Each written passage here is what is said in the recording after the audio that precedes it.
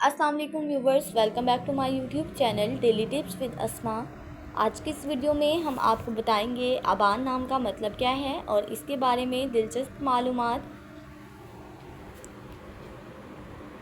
अबान नाम का शुमार लड़कों के नामों में होता है।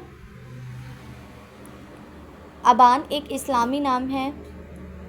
अबान नाम की इब्तदाई तारीख अरबी ज़ुबान से निकलती है।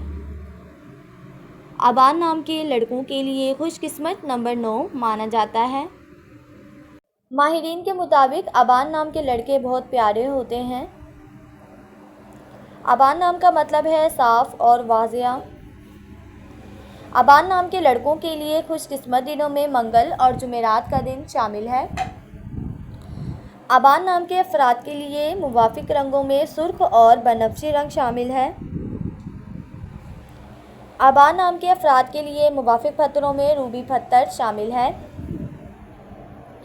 खुशकिस्मती वाली धातों में हिंसों के हिसाब से तांबा और लोहा शामिल है। फ्रेंड्स, अगर आप अपने नाम का मतलब जानना चाहते हैं तो कमेंट बॉक्स में अपना नाम लिखें। इंशाल्लाह हम आपके नाम की वीडियो ज़रूर बनाएंगे। Thanks for watching. अल्लाह हाफिज़।